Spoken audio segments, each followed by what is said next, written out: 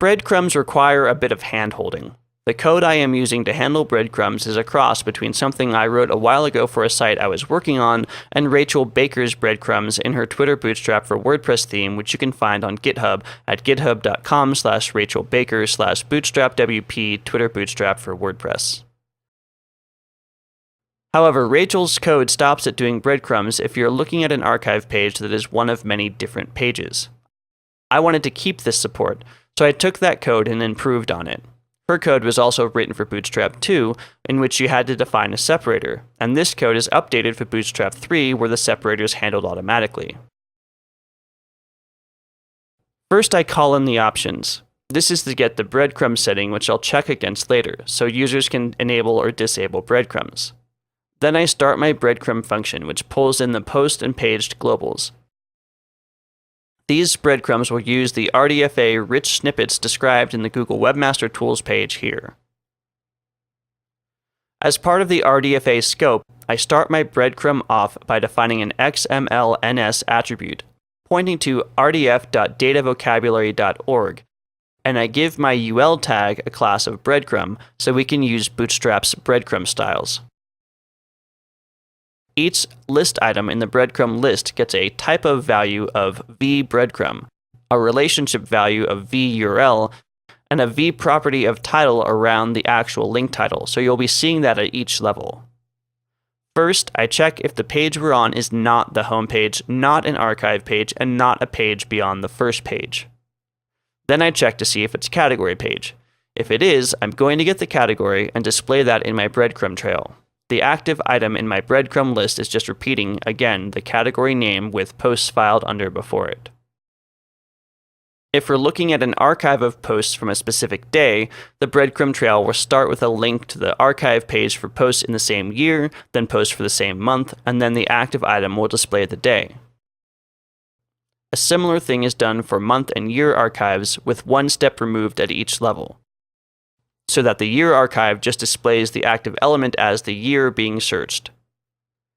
If we're looking at a single post that is not an attachment, I first want to check if the post type is a post. If it's not a post, there may not be categories to support. I don't want to try to get category links if they don't exist because the custom post type doesn't use categories. So instead, I get the rewrite slug of the post type and link to the archive page for posts of that post type, then display the active element in the breadcrumb trail, which is the post title.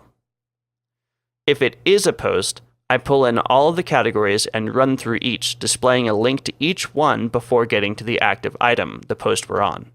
This differs from some other breadcrumbs which only display a single category on posts that have multiple categories, but I like seeing all of them if there are more than one. If it's not a single post, the post type isn't a post, and it's not a 404 page, it might be a post type archive, in which case we're just going to display the name of the post type. If we are on an attachment page, I'm getting the same information as a single post, but I need to pull this in by grabbing it from the post parent, which is the post that the attachment is linked to. Attachment pages are seen if you have your images or other media linked to an attachment page instead of the full image or whatever type of media. Images and other media uploaded to a post are considered attachments to that post. If I'm looking at a page that does not have a parent, I'm not going to do anything other than display the post title as the active item in the breadcrumb.